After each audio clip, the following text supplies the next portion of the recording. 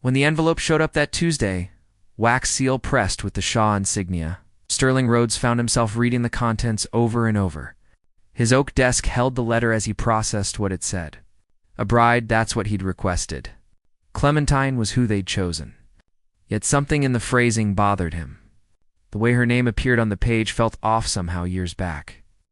Maybe 3, Sterling had crossed paths with the Shaw girls at a trading outpost. Every one of them was stunning blonde like their mama, sharp-eyed like their papa. But none of that made it into the letter.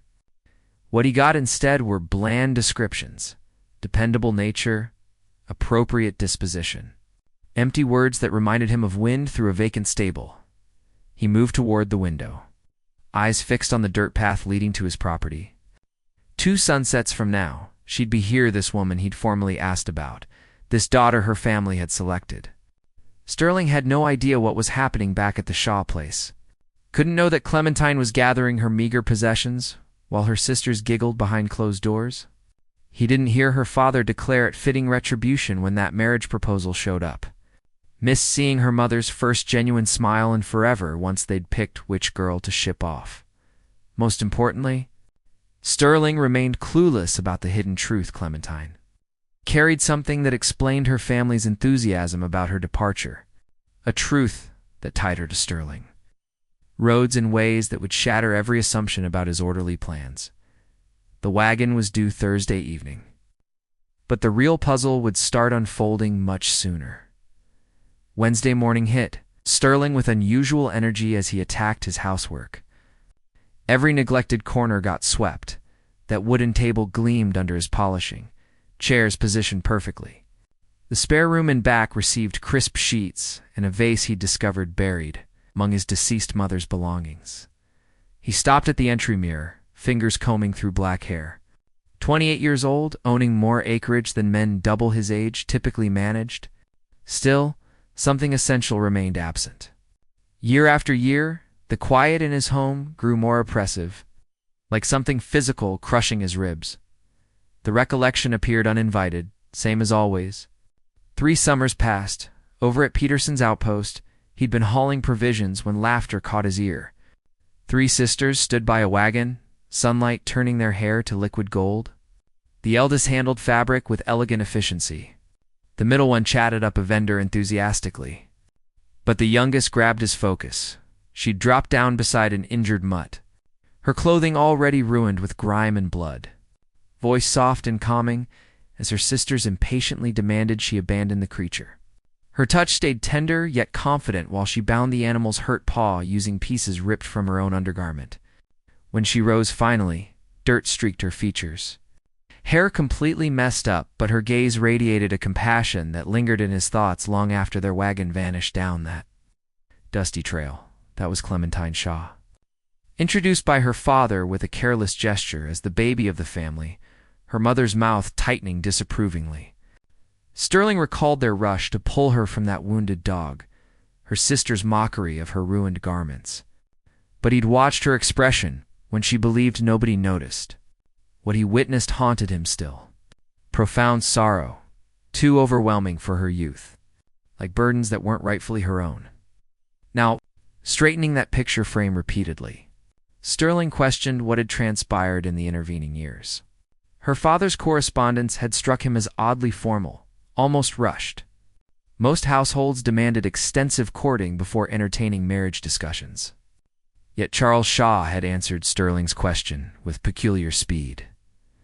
Afternoon light streamed through his windows, stretching shadows across immaculate floors. Tomorrow would bring her arrival, and with it, explanations to questions he wasn't confident he wanted answered. One thing gnawed at him above everything else. In his memory of that encounter, he could still picture how Clementine's relatives had regarded her something to tolerate rather than treasure, whatever circumstances brought her. To his threshold, Sterling figured it involved less romance and more whatever her family desperately needed concealed. 2 mornings earlier, the Shaws had assembled around their kitchen table like criminals plotting a robbery. Charles Shaw gripped Sterling's letter in worn hands, his 4th reading since morning delivery. His wife Margaret sat stiffly, blue eyes gleaming with what resembled relief. A cattleman, she stated, voice carefully controlled. And successful, from reports. Their eldest, Victoria, perked up with curiosity. That Sterling Rhodes who acquired the Morrison estate? Father, he probably controls half the territory. Which makes this ideal middle daughter Isabel, contributed with hollow laughter. Poor Clementine has absolutely no clue what's headed her way. Charles placed the letter down, glancing toward the rear where Clementine attended their sick grandmother. She needn't know specifics. This approach is preferable. Margaret's fingers drummed the wooden surface. 3 years we've anticipated an opening like this. 3 years watching her grow into a bigger liability daily, Mother Victoria cautioned, checking the doorway. She could overhear. Let her listen, Margaret snapped. That girl has delivered nothing except humiliation to this household since turning 16. Finally, she burdened somebody else. Truth was, Clementine Shaw had genuinely become problematic, just not how families typically worried about youngest daughters. While her sisters perfected giggling and blushing strategically, Clementine had cultivated an unfortunate habit of truthfulness. When the banker's boy attempted swindling their neighbor's property, she'd voice concerns. When the minister's spouse had been embezzling congregational funds, Clementine had quietly compiled evidence and exposed it publicly. Each episode seemed minor individually, but collectively, they'd built a reputation that shadowed her family like storm clouds.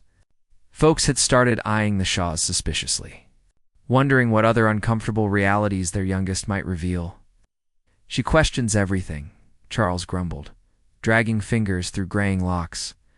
Constantly observing, constantly listening. Unnatural for a young lady. Isabel rose and approached the window, watching Clementine hanging wash behind their home. Remember the Henderson arrangement? We'd have profited handsomely if she hadn't started probing the money's origins. Victoria nodded darkly. Or that situation with Judge Morrison's relative. We could have secured governmental connections if she hadn't mentioned his drinking habits. Margaret's features hardened. This marriage fixes everything. Sterling Rhodes operates 40 miles away distant enough her interference can't touch our transactions. And if rumors about his interest in pretty young brides are accurate, he'll occupy her sufficiently that troublemaking becomes impossible. Charles refolded the letter precisely and tucked it into his vest. Tomorrow we'll inform her about the engagement. Thursday she departs as scheduled. None suspected that Clementine had stood just beyond the kitchen entrance for 5 full minutes, absorbing every spoken word. Clementine pressed herself against the exterior wall, pulse hammering so violently she worried her family might detect it through thin boards. The words ricocheted through her skull like rocks hitting water. Burden, humiliation, issue requiring resolution. Eyes closed. She fought to control her breathing. Part of her wanted storming that kitchen to confront them all, demanding explanations for years of cold treatment and disappointed expressions.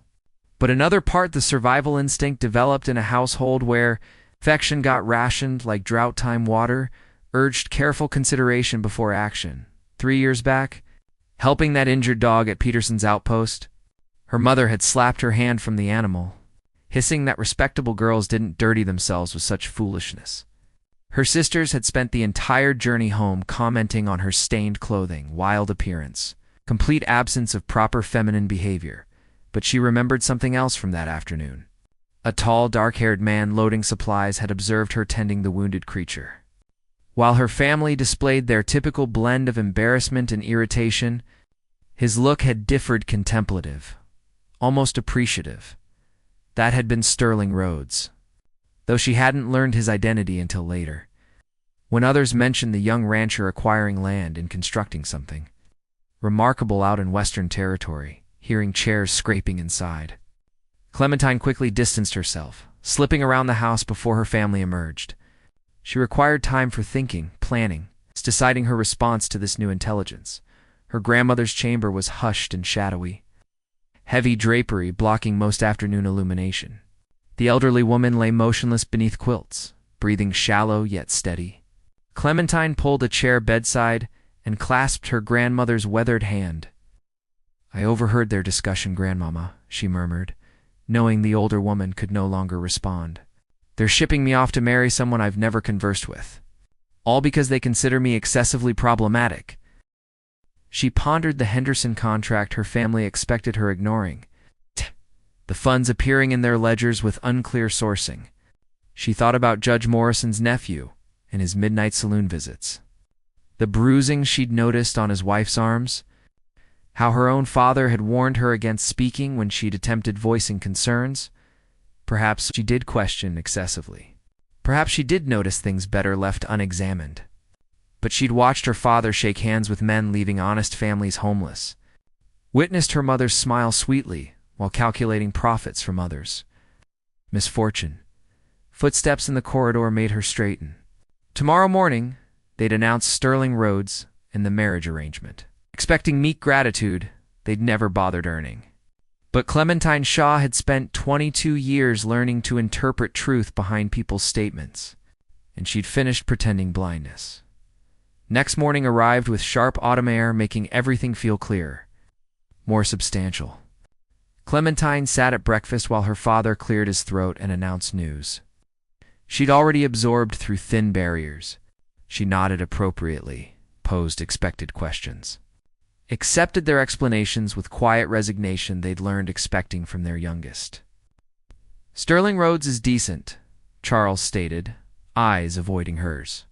"You'll lack nothing." "And marriage is overdue," Margaret added with artificial brightness. 22 is quite advanced for remaining under parental care. Victoria and Isabel exchanged glances across the table, expressions carefully blank. They'd mastered appearing innocent when cruel schemes unfolded. A talent Clementine had observed developing through years of minor betrayals and calculated kin naces. By Thursday afternoon, Clementine's minimal belongings fit one battered trunk. Her family assembled on the porch for farewells, smiles bright and hollow as decorated porcelain. The hired driver assisted her onto the wagon seat and clicked his tongue, starting the horses forward as familiar scenery rolled past. Clementine found herself contemplating not what she abandoned, but what she approached. Truth was, Sterling Rhodes fascinated her in unexplainable ways. She recalled his features from that trading post encounter. How he'd observed her kneeling beside that injured dog. While everyone else saw improper behavior and soiled clothing, his expression held something different. Recognition, possibly. Or understanding. Sunset was painting the sky when they finally reached Rhodes' property, streaking deep orange and violet across the horizon. The ranch house stood solid and well-constructed against vast landscape. It's larger than anticipated, yet welcoming rather than intimidating. Smoke curled from the chimney. Warm light spilling from windows into gathering darkness. Sterling emerged before the wagon fully stopped. Movements careful and intentional. He stood taller than her memory suggested. Dark hair somewhat longer, features weathered by outdoor years. But his eyes remained that same thoughtful brown she remembered, studying her with intensity that created unfamiliar fluttering in her stomach. "Miss Shaw," he stated, stepping forward to assist her descent. His palm was warm and work-roughened against hers. Strong enough for steadiness, yet gentle enough she felt safe rather than dominated. "Mr. Rhodes," she answered. Meeting his gaze squarely, something passed between them in that instant, a spark of mutual valuation, feeling like genuine conversation beginning. But as the driver unloaded her trunk and Sterling guided her toward the house, Clementine couldn't dismiss the sensation that her arrival had initiated something that would transform both their lives in currently unimaginable ways. The actual challenge would arrive with whatever followed next. Sterling's home defied Clementine's expectations completely. The front space held practical furniture arranged for ease rather than display. Shelves lined with books whose battered spines indicated reading rather than decoration. And a stone hearth radiating authentic warmth. It felt like a residence built by someone valuing substance over superficiality. "Are you hungry?" Sterling inquired, placing her trunk near the entrance. "I've got stew heating." She nodded, surprised by genuine hunger. The lengthy wagon journey had left her stiff and exhausted, but Sterling's quiet manner proved oddly comforting. He navigated his kitchen with practiced skill, spooning thick stew into bowls and slicing fresh bread with steady hands. They ate in comfortable quiet initially, but Clementine acutely sensed how he observed her across the table. Not in that appraising manner men sometimes adopted toward women, calculating value, but with authentic curiosity, like attempting to solve a genuinely interesting puzzle. "Your relatives praised you highly," he finally stated, though something in his inflection suggested testing that statement's accuracy. Clementine lowered her spoon, meeting his gaze squarely. "Did they?" Sterling leaned back, slight smile playing around his mouth. "Actually, no. Your father eagerly arranged everything, but revealed virtually nothing about you personally. Your mother mentioned you being practical?" "Practical?" Clementine repeated, tasting the word like something bitter. "That's polite phrasing for unremarkable. Is it?" Sterling's brown eyes held hers steadily. "I recall you from Peterson's outpost 3 years back. You tore strips from your own undergarment to bandage a wounded dog while your relatives told you abandoning it. That didn't strike me as unremarkable." Heat bloomed in Clementine's cheeks, though whether from embarrassment or something entirely different, she couldn't determine. "You remember that?" "I remember thinking anyone willing to ruin her dress helping a suffering creature was someone worth knowing better." He paused, expression growing more serious. "I also remember how quickly your family pulled you from that dog, like your compassion warranted shame." Clementine felt something constricting in her chest begin loosening. For 3 years, she'd believed that incident was merely another example of her failing to meet family expectations. The concept that someone had observed and seen value rather than disappointment seemed almost too overwhelming to process. "Why did you contact my father?" she asked. "Why specifically our family?" Sterling remained quiet for a long moment, fingers tracing patterns on the wooden surface. "Because I've been seeking someone genuine. Someone who perceives the world as it actually exists, rather than as it should exist. Your family has a reputation for producing beautiful, accomplished daughters. But that afternoon at the trading post, I realized I wasn't interested in beautiful and accomplished." He looked up then, and the intensity in his gaze made her breath catch. "I was interested in honest—" Next morning, Clementine woke hearing Sterling moving quietly through the kitchen. Pale dawn illumination filtered through the small bedroom window, and momentarily she lay still. Processing her location and why it felt less frightening than anticipated, she dressed quickly in her plainest garment. Finding Sterling at the stove already preparing breakfast, he looked up when she entered, hair slightly tousled from sleep, and something warm unfurled in her stomach seeing him in this unguarded moment. "Coffee?" he offered, raising a steaming cup. "Please." She accepted the cup gratefully, wrapping fingers around warm ceramic. "You're up early. Ranch responsibilities start before sunrise," he explained, cracking eggs into a hot skillet. "But you needn't maintain those hours. This arrangement should benefit both of us, not complicate your life." Clementine studied his profile as he cooked, noting the strong jawline, how his shoulders moved beneath his work shirt. "What exactly do you hope gaining from this marriage, Mr. Rhodes?" He glanced at her, something unreadable flickering in his expression. "Call me Sterling, and that's a fair question." He plated the eggs and handed her a fork. "I've spent 5 years building this place from nothing. Good land, solid house, sufficient livestock, supporting a family, but it's been solitary work." "Solitary enough to marry a stranger?" "Maybe." He sat across from her, his own breakfast untouched. "Or maybe I'm hoping she won't remain a stranger long." The way he stated it made heat spread through Clementine's chest. She'd expected this arrangement being purely practical, a business transaction benefiting his reputation while removing her from her family's path. She hadn't anticipated this careful courtesy, this genuine interest in who she was rather than what she could provide. "Can I ask you something?" Sterling said, voice dropping to a more serious tone. "Of course. Yesterday, when I helped you down from that wagon, you looked at me like you were deciding whether I could be trusted. Like you'd learned being careful about trusting people." He leaned forward slightly. "Was I right about that?" Clementine set down her fork. Appetite suddenly vanished. The question proved too perceptive, too close to truth she'd spent years learning to conceal. "I found people often want things from you they're unwilling to request directly. And what do you think I want from you?" The question hung between them like a challenge. Clementine looked into his brown eyes and saw something making her pulse quicken. Not calculation or hunger, but genuine curiosity blended with what might have been hope. "I don't know yet," she said honestly, "but I don't think it's what my family told you I could provide." Sterling reached across the table and covered her hand with his own. His skin was warm and rough from years of ranch work, but his touch was gentle. "What if I told you that what I want most is someone who will tell me the truth, even when it's uncomfortable? Someone who will observe a situation and see what's genuinely happening instead of what's convenient to believe." Clementine's breath caught. Those were precisely the qualities her family had spent years attempting to discourage. The traits that had made her a problem requiring solution rather than a daughter deserving cherishing. "Then, I'd say you might have made a better choice than you realized." After breakfast, Sterling showed Clementine around his property. The morning air was cool and fresh, carrying the scent of grass and distant rain. She walked beside him as he indicated the barn, the chicken coop, the pasture where his cattle grazed in peaceful clusters. "It's larger than I expected," she said, watching a group of horses move across a distant field.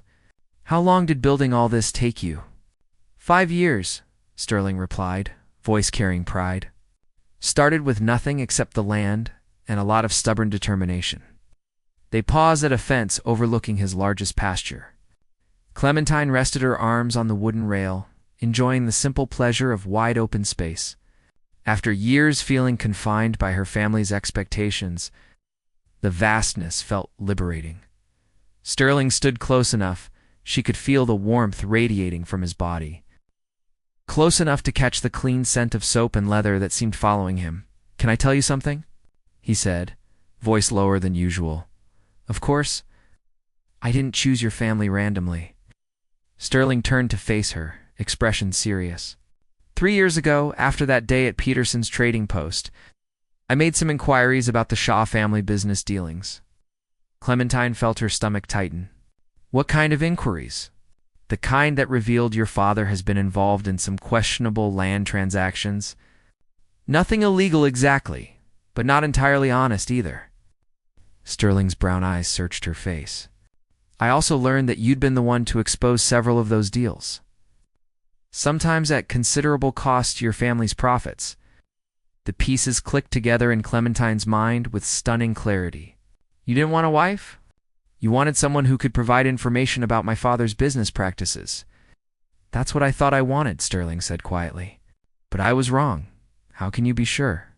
Instead of answering with words, Sterling reached up and touched her face, his calloused thumb tracing the line of her cheek. The gesture was so gentle, so unexpected that Clementine's breath caught in her throat. She found herself leaning into his touch, her eyes drifting closed for just a moment. "Because somewhere between yesterday and this morning, I stopped caring about your father's business and started caring about you," he said. "The real you. Not what you might know or what you could tell me, but who you are when no one's watching." When Clementine opened her eyes, Sterling was looking at her with an intensity that made her pulse race. "And who am I when no one's watching?" "Someone brave enough to help injured animals even when her family disapproves. Someone honest enough to speak up when others won't. Someone beautiful in ways that have nothing to do with what people see on the surface." The word beautiful hung between them, and Clementine felt something shift in her chest. No one had ever called her beautiful before, not in any way that mattered. "What happens now?" she whispered. Sterling's hand was still warm against her cheek, his thumb now tracing her lower lip with devastating gentleness. "Now we decide whether we want to make this real." Clementine covered Sterling's hand with her own, pressing his palm more firmly against her cheek. The simple touch sent warmth spreading through her entire body. And she realized that for the first time in her life, she felt truly seen by another person. "I want that too," she said, her voice barely above a whisper. "I want this to be real." Sterling's eyes darkened, and he stepped closer until there was barely space between them. "Are you certain? Because once we cross this line, there's no going back to being strangers who happen to share a convenient arrangement." Instead of answering with words, Clementine rose on her toes and kissed him. It was soft at first, tentative, but when Sterling's arms came around her waist and pulled her against him, the kiss deepened into something that felt like coming home after years of wandering. When they finally broke apart, both breathing hard, Sterling rested his forehead against hers. "I need you to know something," he said. "Whatever brought you here, whatever your family's reasons were for sending you, none of that matters to me anymore.